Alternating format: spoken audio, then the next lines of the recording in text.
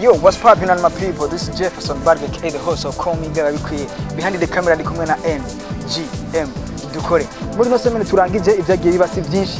Inkuru zavuzwe ndi zitatu gusa. Ndaguhaye ikaze, karibu. Soyale bienvenue maze ndakubwira ingene vyagiye bigenda.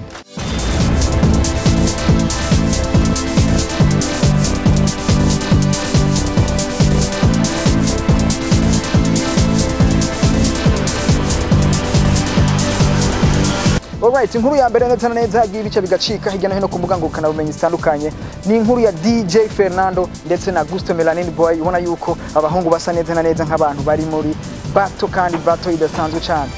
Ferni Gusto Melanin ubona yuko ku rubuga rwa Facebook yagiye akandika amajambo bisa nkaho ariko yidogera yuko hari indirimbo yakubakoze bari kumwe na Fernando ndetse n'undi muri ivyo ngaha mu Burundi azwi ku izina rya Alvin Smith. Ni indirimbo bakoze bitanshaka kumera nk'abandi, ariko iyo ndirimbo ukabona yuko Gusto Melanin Boy yavuze ati amajwi yanje arashobora gukugwa muri iyo ndirimbo. Ubona yuko yagiye yidogera muri inje tuko izina rya Alvin Smith, akidogera ndetse n'umuhinyanyuzi w'amajwi ariwe Joel Houghton. Yes, nuko yavuze yuko amajwi yiwe yakuye muri iyo ndirimbo atabigishijwe inama, atazi uko byagenze. Kigaragara nuko hagati y'abahungu babiri DJ Fernando ndetse na Gusto Melanin Boy hari ikibazo bikomeye cyane, ndetse namwe murashobora kuba mumaze kubibona kugeza kuri uno munota. Yes, nuko iyo ndirimbo ni indirimbo ubona neza na neza yuko bari bagiye kuyirecordinga ari bose ari batatu, ari Gusto Melanin Boy hamwe na Fernando hamwe na Alvin Smith primaire. Ubona yuko rero mu nyuma Joel yashoboye gukuramwo amajwi y'umuririmbyi Gusto Melanin Boy, gutyo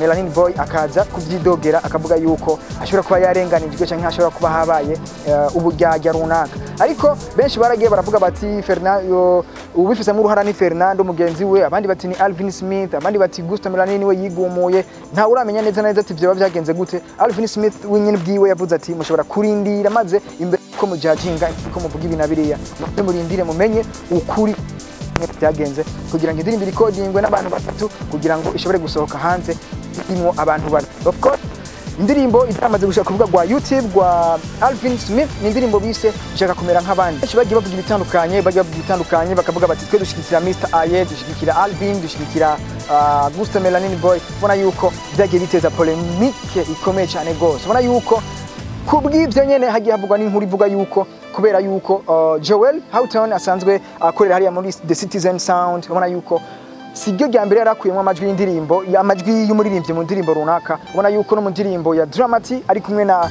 B-Face and Flash bikuramo amajwi y'umuririmbyi azwi ku izina rya B-Face and Flash. Of course imbuto tararabyo ndirimbo rero nawe ushobora kwira kuri YouTube maze utubwire ingene bimeze hama ibintu bigende neza. Yes, so right, reka dukomereze neza ku muririmbyi azwi ku izina rya Bizimana Abubakar Karom, benshi bazi nka Sabi. Ni Sabi ubona yuko afite igiteramo agiye gukora hariya mu Bubiligi i Bruxelles kwigenekezo rya gatanu kwezi kw'icumi mwaka turimo 2024. Ariko imbere yaho ni Sabi yavuze yuko afite igikorwa agomba kubanza gushira hanze indirimbo zo bimeze neza cyane yise Fagio, indirimbo izo biri mu gihe wa Amapiano. Of course Sabi ubona yuko rero imbere yuko ajya muri icyo giteramo hari byinshi byagiye bivugwa ko ubona yuko Sabi muri ino minsi heze hari ubutumwa yashyize ku rubuga rwa Facebook. Ubona yuko yari inkuru ubona yuko isa nkaho iri confusing. Benshi baribaje bati none Sabi agiye kutagaragara mu Bubiligi bigiye kugenda gute? Sabi ntagiye gukora igiteramo cyangwa bizogenda gute? Yes, ni Sabi ubona yuko nyuma yo gushira hanze ubwo butumwa busa nkaho bwari confusing. Benshi bagiye bibaza bati igiye kugenda gute? Sabi agiye gusiba bigenze gute?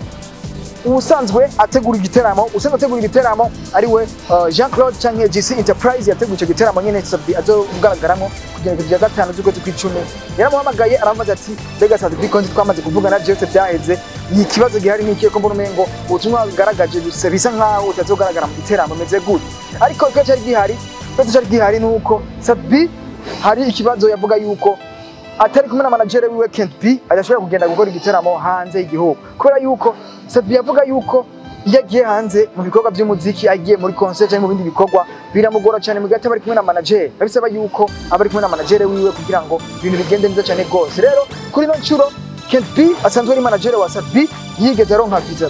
Bagize demande zibiri zose, inyuma demande zibiri zose ataronka visa Kent B biba ngombwa yuko atazogenda. Gutyo Sabi aravuga ati kubw'ivyo sinshobora kugenda hanze ndi jeje nyene. Ariko mu nyuma baravyumvikanye nka management maze barashobora kwemera yuko Sabi ashobora kugenda hanze agakora igiteramo atari kumwe na Kensi. Yes, kugeza kuri no saha Sabi yamaze gukonfirminga ndetse yatangwa no gutumira abantu bari hari mu Bubirigi i Bruxelles ndetse n'abandi bose bavyifuza kuja muri icyo giteramo yamaze kubikonfirminga official yuko biri official Sabi agiye kuzogaragara neza na neza kuri stage hariya mu Bubirigi i Bruxelles ku igenekerezo ya 5 ukwezi kw'icumi umwaka turimo 2024 azoba ari neza na neza ku rutambiro rumwe n'umuririmbyi asanzwe bariya mu gihugu cy'u Rwanda ubona usundi bamwuzi ku izina rya Kitoko ndetse n'umuririmbyi w'umurundi asanzwe yibera hariya mu Bufaransa ubona usundi azwi ku izina rya KB Boy. Of course amakuru karba kuri Sabi Bizimana Abubakar Karum nayo neza na neza ku munsi kwigenekezo ya 5 kwezi kw'icumi azoba ari neza na neza mu Bubirigi i Bruxelles. Of course aneka karba kuri Bizimana Abubakar Karum cyangwa Sabi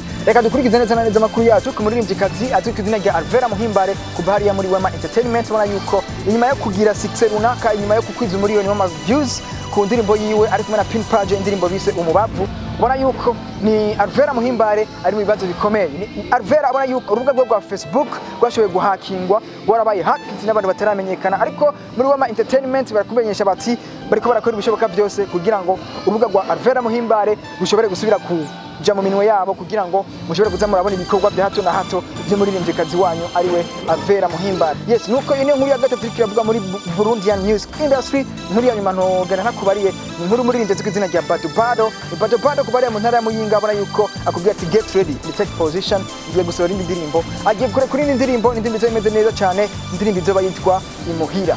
Of course ndabashimire ari nayo karabwa muri BMI I mean Burundian Music Industry nizo nkuru ziko ziravugwa nizo nkuru ziko ziracana ku mbuga ngurukana bumenyi bitandukanye hirya no hino muramaze kwa namwe mubyibonera. Ndabashimira cyane kwa mwabanye nanje muri kino kiganiro Akiwacu Music cyo kuri no munsi je vous aime beaucoup ciao hasta la vista behind the camera ndi kumwe na NGM dukore na jewe banyita Jefferson Barge K the host cyangwa bakanyita gusaba kwiye